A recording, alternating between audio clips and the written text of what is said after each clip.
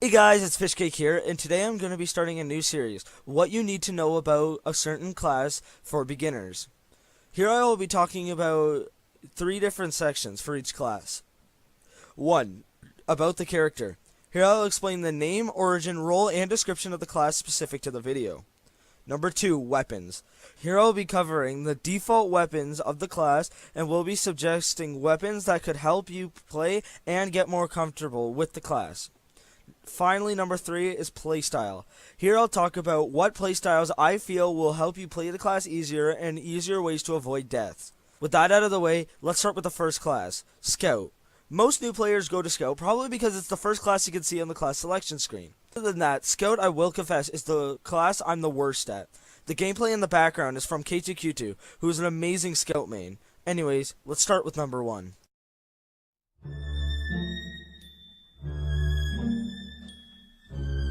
Scout, the man with the mouth, now known as Jeremy from the newest comic, was born and raised in Boston, Massachusetts, USA, and is of the offensive role. The youngest of 8 boys from the south side of Boston, the Scout learned early how to problem solve with his fists. With 7 older brothers on his side, fights tended to end before the runt of the litter could maneuver into punching distance. So the Scout trained himself to run. He ran everywhere, all the time, until he could beat his pack of mad dog siblings to the fray.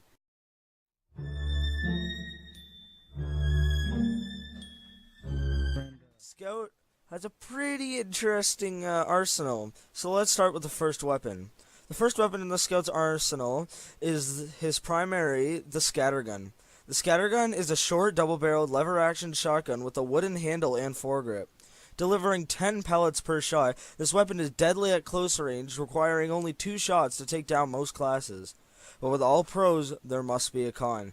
The scattergun is mediocre at medium range, and worse than using a toothpick to unclog a toilet at long distance.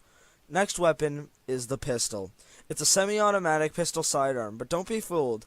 It may say semi-automatic, but holding down your mouse will make it fire like an SMG. The weapon accuracy, while not entirely exceptional, is superior to that of the scattergun.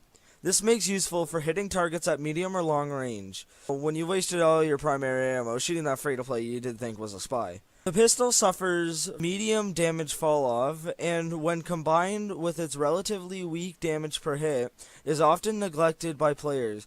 But this weapon is good for finishing off targets that may have slipped out of reach of the scattergun. Finally, we have the bat. It's an aluminum baseball bat with a rubber tape, a faded green olive label, and a large dent on one side. The bat does less damage than all the other default melee weapons, but regains itself with a massive 37.5% faster swing time than all other stock melees.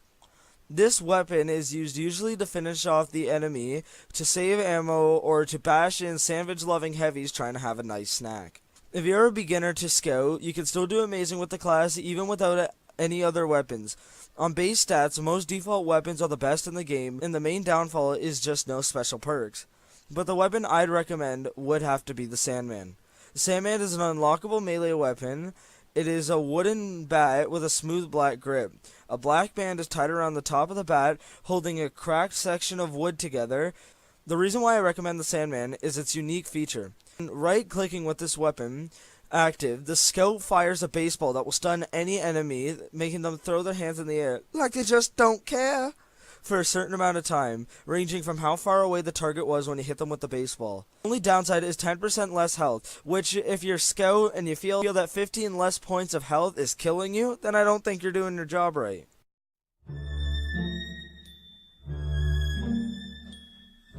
Finally, here's what I think beginners and new Scout players should think of when playing the... Now, before I talk about this, I will say I don't play Scout all that much because I am quite terrible at the class. But this is I do when I play Scout, and it usually helps me out when I'm in pubs.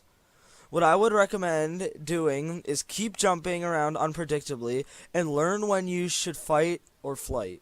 Well, learn fight or flight. Jumping around as Scout, you get access to a double jump or even a triple jump when you use weapons like the Atomizer and the Force of Nature.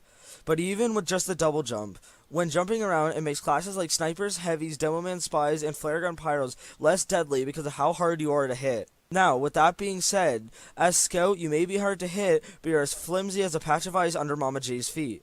As Scout, you are good for taking out vital classes to the enemy, knowing what hit them. Like taking out a medic who's pocketing a heavy. But when you get the kill, you may need to get out of there as fast as you can because the heavy could still have health left over from the medic. And if you noticed, when I was listing the classes you could jump around and they won't be able to hit you, I left out Soldier and Engineer. As a beginning scout, you should never try to take out a soldier head-on or an engineer with a sentry gun, because you'll probably die before they even knew they shot you. But anyways, that's just my opinion on how to play the scout. Thank you guys so much for watching this video. Hopefully you learned a few things on this video, on this class, and if you did, and felt like I left something out, please feel free to leave a comment. I will respond to every comment that I see. If you guys like TF2, why don't you subscribe? We make weekly TF2 videos and on other games. See you guys later. Bye.